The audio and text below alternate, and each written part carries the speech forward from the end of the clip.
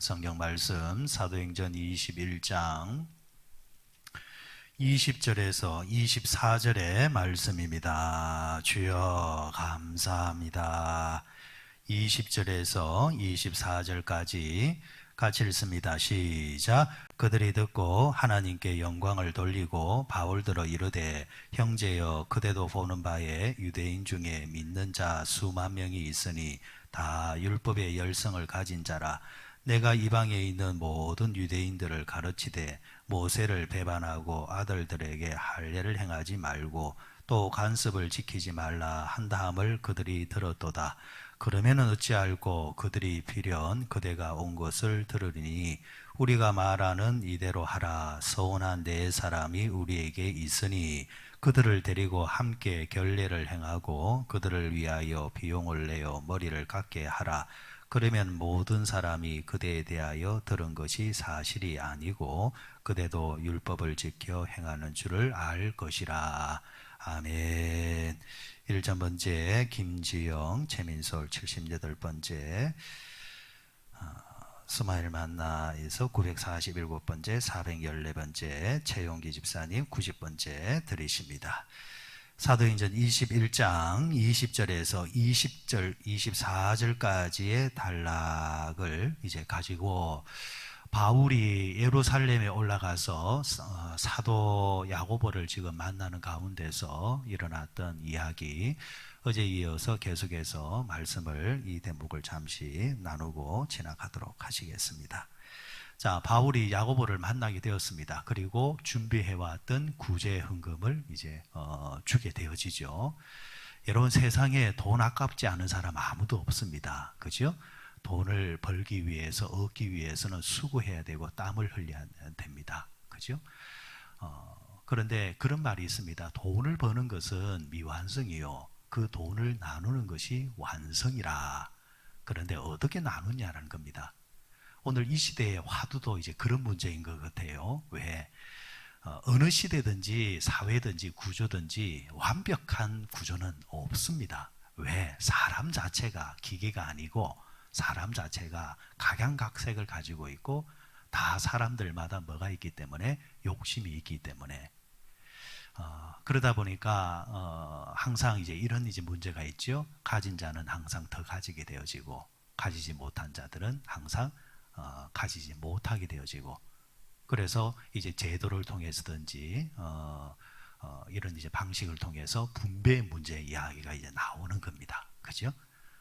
문제는 남의 것에 대한 분배 이야기할 때는 참 쉽게 이야기하는데 자신의 분배 이야기에 놓으면은 사람은 또 이유를 대고 변명을 대고 냉정해지는 것이 이제 사람이라는 거.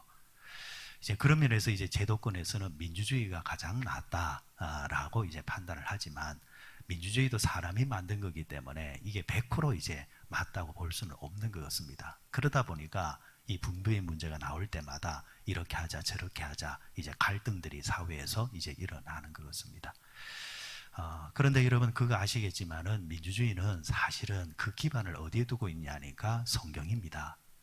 성경을 완벽하게 구현을 하지는 못했지만은 그래도 조금이라도 가깝게 가려고 노력했던 것이 이 바로 민주주의의 이제 그 근원이라 이렇게 볼 수가 있을 것 같습니다. 자, 그런데 문제는 아무리 이것을 민주주의가 좋은 것이라 할지라도 분배 문제가 할 때 돈 싫어하는 사람은 없다 보니까 내 것이 아니라 남의 것을 나누는 건 좋으지만은 자기 것을 나누는 것은 인색해지다 보니까 여기 이제 반발 심리로 뭐가 나옵니까? 뭐 사회주의가 나온다, 공산주의가 나온다, 전체주의가 나온다 이런 말을 하거든요. 사실은 용어상으로 보면은 이 공산주의라는 말은 참 좋은 말입니다. 왜? 같이 나누는 거기 때문에. 그래서 어떤 사람들은 어떻게 보면은 가장 성경적인 것이 공산주의라 이렇게 말하기도 합니다. 그러니까 거기까지만 보면은 그 말이 그럴듯합니다.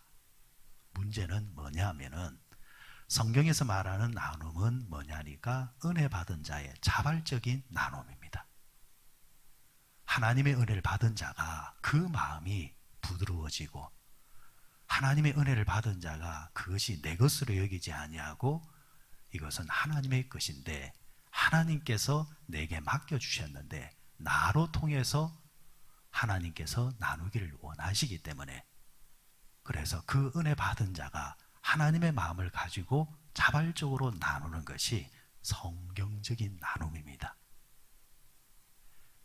그래서 여러분, 기독교 국가들 전 세계를 한번 보십시오. 제도권주께서 기독교 국가의 근원을 둔 나라들은 전부 다 이제 민주주의란 말이에요. 기부 문화가 잘 발달이 되어져 있습니다. 기부 문화가. 그래, 아직까지 우리나라가 뭐 경제적으로는 뭐 대국이 되었다 뭐 다 자랑질을 많이 하지만은 그 속을 들다 보면은 아직 수준 뭐냐니까 기부 문화를 보면은 너무 인색합니다. 그런 면에서는 아직까지 우리나라가 후진국일 수밖에 없습니다. 벌써 우리 의식들은 뭡니까? 쌓아서 누구한테 주자는 겁니까? 내 자식한테 물려주자. 이게 여러분 항상 우리의 마음의 중심에 있단 말이에요. 그런데 이제 좀 많이 좋아졌지만은 아직까지 이 나눔 기부에 대해서 아직까지 선진국을 따라가려면은 아직까지 우리나라가 좀 부족하지 않나 그렇게 생각을 해봅니다. 자, 그런데 여러분 아시다시피 공산주의나 사회주의자들은 어떻게 합니까? 나누자 외치지만은 정작 자신들은 나누지를 않습니다. 다시 말해서 빼들어서 나누려고 한단 말이에요. 이게 공산주의의 치명적인 약점입니다. 그러다 보니까 자발적인 나눔이라든지, 공산주의 국가에서 뭐 기부한다 소리 들어봤습니까? 절대 그런 소리 없습니다. 받으면 받았지 남의 것을 빼들어서 나눴지 절대 자기 것을 가지고 나누는 법이 없습니다. 그래서 이 학문에 젖어 있는 사람들의 삶을 가만히 들여다보면요, 개인적으로도 절대 나누지를 않습니다. 항상 말은 나눈다 그런 소리를 하지만은 그것은 항상 남의 것입니다. 그런 치명적인 약점이 있다라는 거죠. 오늘 여러분 성경에 이방인 교회들이 자신의 것을 어떻게 했습니까? 십시일반 모아서 어떻게 합니까? 나눕니다. 누구를 위해서? 예루살렘 교회를 위해서. 이방 교회도 사실은 어려운 쉬운 환경 속에 있는 교회들이 아니었습니다. 그 시대 자체가 기독교가 핍박을 받는 시대이기 때문에. 그런 핍박을 받는 시대 속에서 사람들이 십시일반 모아서 교회를 세우고 그리고 신앙생활을 해 나가는 가운데 있고 교회 안에 있는 자들을 돌보아야 되고, 이런 이제 안팎으로 어려움이 있는 시대 속에서 섬길 가운데서 소식을 듣습니다. 어떤 소식이요? 예루살렘 교회가 너무 많이 힘들다. 예루살렘 교회는 영적으로 우리에게 복음의 문을 열어준 교회다. 그렇다고 한다면 우리가 힘들지만은 힘든 가운데서도 저들을 우리가 도와야 되지 않느냐. 그런 십시일반 헌금들이 모아져서 사도 바울의 손에 의해서 지금 예루살렘까지 가지고 올라온 겁니다. 오늘날에도 여러분 우리가 조금만 눈을 열어보면은 사실은 이제 이런 부분들이 참 이제 많이 이제 필요한 시대인 것 같아요. 그래서 우리 기독교인들 왜 부자가 되려고 해야 되느냐? 우리가 왜 자꾸 돈을 모아야 되고 해야 되느냐? 기독교 정신은 그겁니다. 부자가 되어서 하나님의 거룩한 부자로서 사용되어지기 위해서 부자가 되기를 원합니다. 그 기도가, 그 소원이 좋은 겁니다. 여러분 지금 우리 코로나19로 인해서 참 많은 어려움을 겪고 있지 않습니까? 어제 이제 긴급하게 이제 회의 모임이 있어가지고 잠시 다녀왔는데 지금 특히 이제 그 세계에 나가 있는 후진국, 선진국에 나가 있는 나라 말고 후진국에 나가 있는 그런 열악한 환경 속에 노출되어 있는 선교사들이 참 고군분투를 하고 있습니다. 미얀마에 가 있는 이제 선교사 같은 경우는 이제 우리 총회 파송, 노예 파송 선교사 같은 경우는 이 코로나 확진이 이제 걸려서 그리고 이제 생사가 오고 가는 이제 그런 이제 어려움까지 이제 처하게 될 때에 치료받을 데가 없어요. 그리고 또 뭐예요? 코로나 확진이 되니까 나올 수도 없어요. 일반 비행기를 탈 수도 없단 말이에요. 꼼짝없이 갇혀가지고 이 생사가 오고 하는 이제 그런 이제 소식이 전해졌을 때에, 그렇다고 한다면 노예가 어떻게 해야 되느냐 대책을 쓸 때에 그 한 사람을 실어 나오기 위해서 앰뷸런스 비행기가 2억 원이 넘습니다. 2억 한 2, 3천, 많으면 2억 5천까지 잡아야 됩니다. 한 사람을 데리고 나오기 위해서 비행기를 띄우려면 어떻게 해야 되느냐? 어떻게 해야 돼요? 살려야죠. 살려야 되지 않느냐? 이거는 돈의 문제가 아니라 교회가 해야 될 문제다. 어려운 시대 우리가 교회들이 다 어렵지만은 어려운 가운데서도 복음을 위해 살아가고 복음을 위해서 나간 자가 생사가 오고 한다고 한다면은 더 많은 돈이 들더라도 살려야지. 그래서 십시일반 교회들이 힘을 모아야 된다. 어떻게 보면은 한 사람을 위해서 그런 돈이 써야 되느냐? 그거는 이제 가치의 문제죠. 가치의 문제. 지금 나도 힘들어 죽겠는데, 지금 이 땅에 있는 교회도 힘들어 죽겠는데, 이제 그렇게 접근하기 시작하면은 아무것도 안 되는 겁니다. 그러면 여러분의 가족 중에 한 사람이 생사가 오고 간다 이러면은 돈을 이야기합니까? 아니면 생명을 이야기합니까? 생명입니다.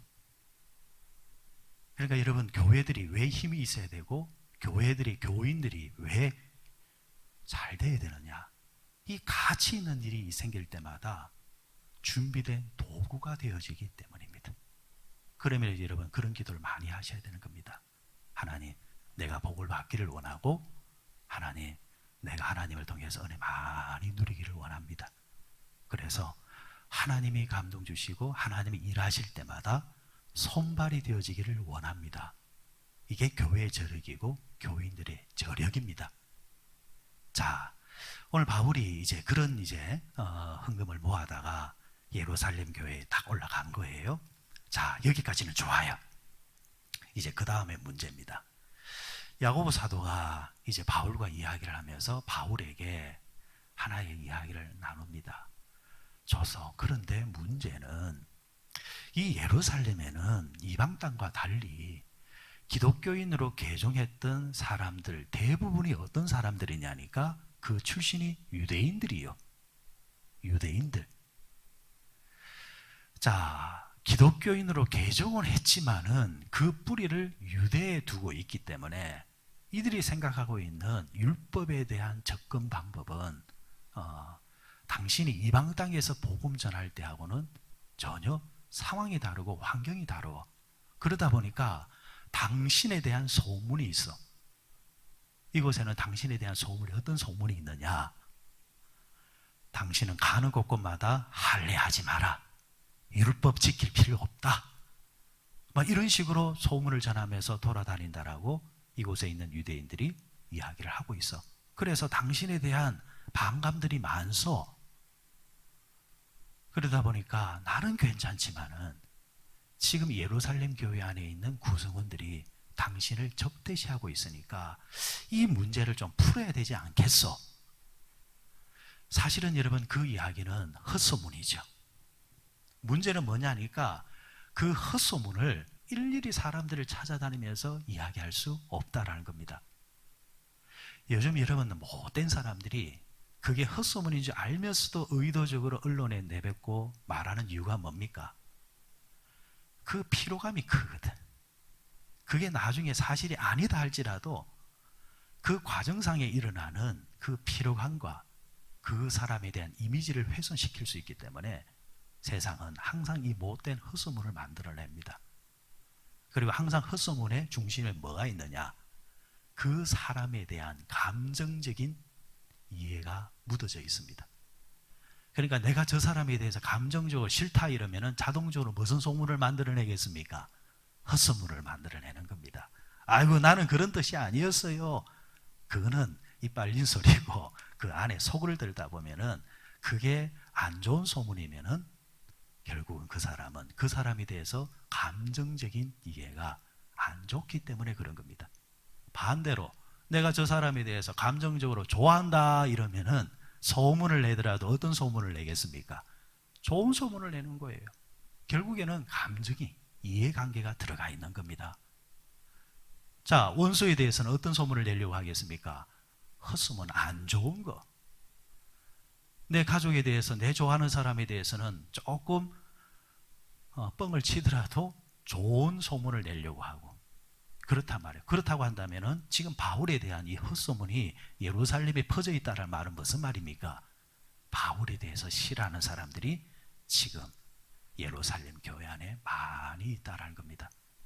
기독교인으로 개종한 유대인의 몇만 명이 있는데 그 몇만 명이 당신에 대해서 안 좋아한다는 겁니다. 그렇다고 한다면 지금 뭐가 필요하다? 이미지 개선이 필요하다. 자, 바울은 디모데에게도 할례를 행하라 했습니다. 할례에 대해서 하지 말라는 소리 안 했습니다.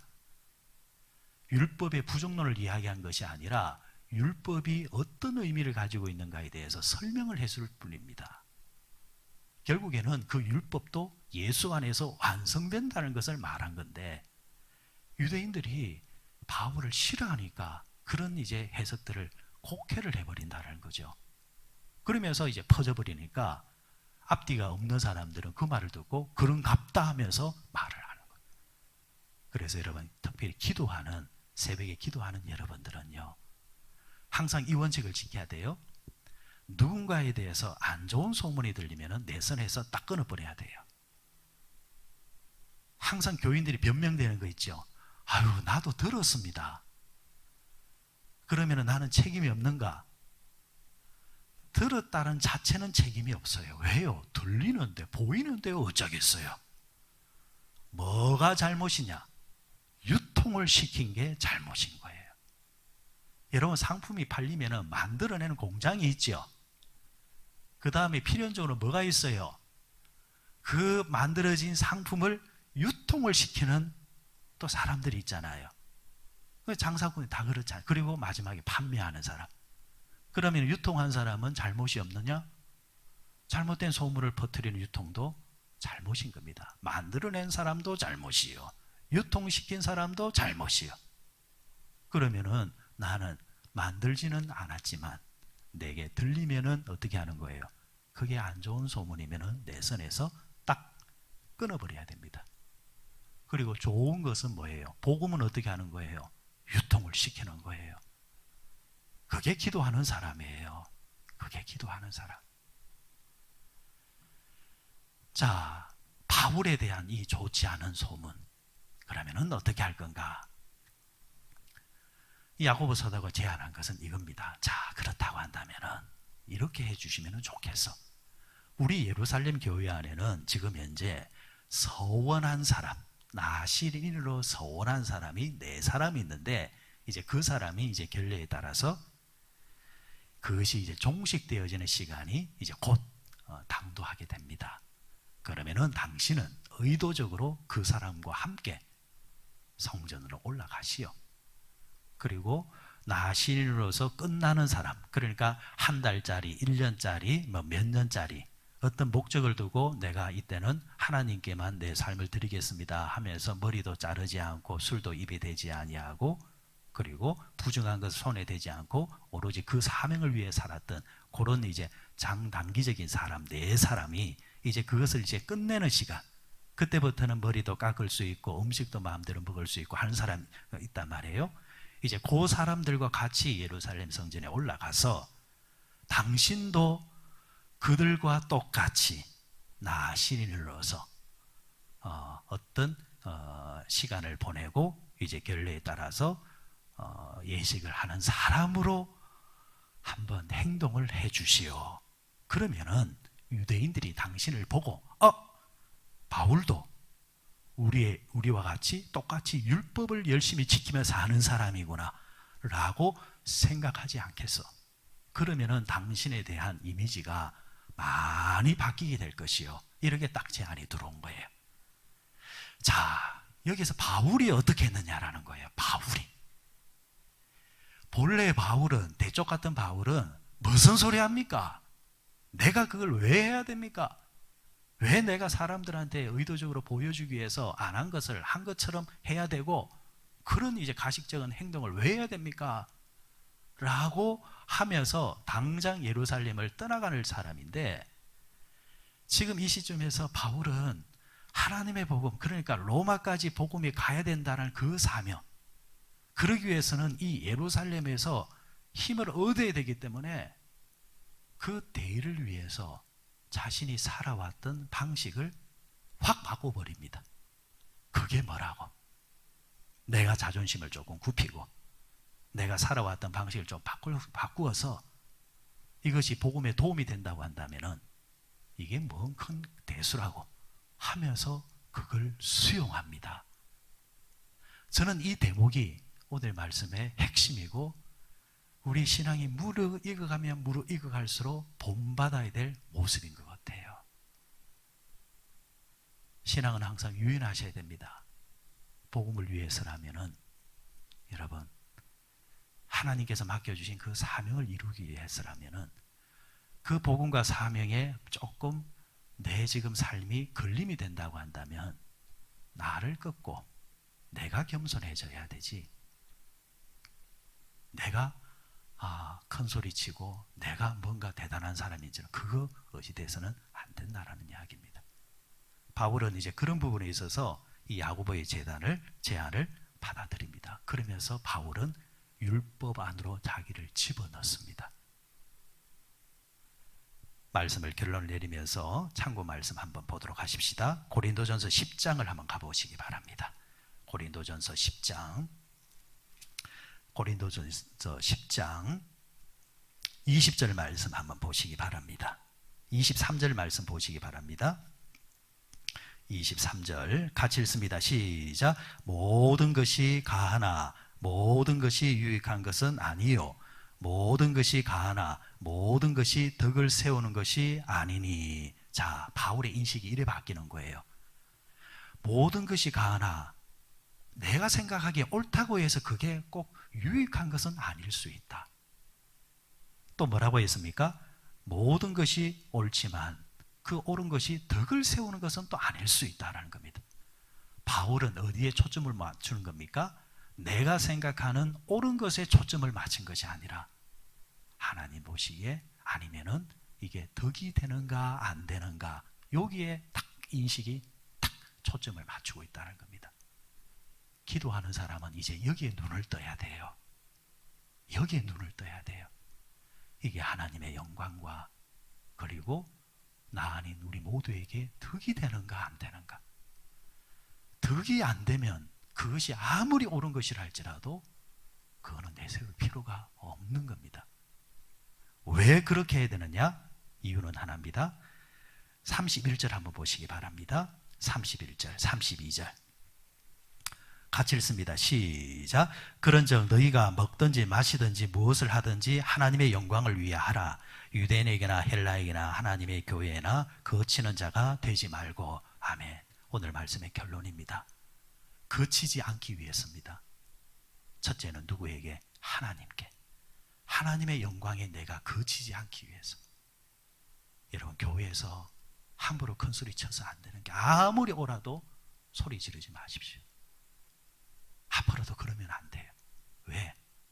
하나님의 영광에 거치기 때문에. 하나님의 영광에 거치기 때문에. 두 번째, 누구 때문에? 32절에 유대인에게나 헬라인에게나 하나님의 교회에게나. 그러니까 유대인도 구원을 받아야 되고 헬라인도 구원을 받아야 되고. 지금까지 자신이 헬라인에게 복음을 전하기 위해서 그렇게 복음을 이야기했지만 지금 또 유대인은 유대인의 방식대로 또 그들에게도 복음을 전해줘서 저들도 구원을 받아야 되기 때문에 지금 이 문제 앞에서 내가 거치지 않는 자가 되기 위해서 내가 유연하게 야고보 사도에 그걸 받아들이겠다라는 겁니다. 결론은 거치는 자가 되지 말자. 하나님께나 교회나 내 주변의 사람들에게 복음의 걸림돌이 되어서 이게 막혀버리는, 결국에는 그래버리는 일이라고 한다면은 그거는 아무리 옳은 소리고 아무리 맞는 말이라 할지라도 그거는 진리가 아닙니다. 결국 진리를 말하는 뭐냐? 옳은 것이 진리가 아니고 옳고 그르고 그게 문제가 아니고 진리가 뭐냐? 하나님의 영광이 되느냐 안 되느냐. 이것이 덕이 되느냐 안 되느냐. 덕이 된다고 한다면은, 영광이 된다면은 그게 진리고, 덕이 되지도 않고 하나님의 영광을 가리면서 나오는 이야기라고 한다면은 그것은 아무리 옳은 소리를 할지라도 진리가 될 수 없다라는 거. 바울은 여기에 이제 드디어 눈을 떴습니다. 오늘도 예배하며 기도하는 하루를 시작하는 여러분들, 우리도 여기에 대해서 더 눈을 뜨시고 거치는 자가 아니라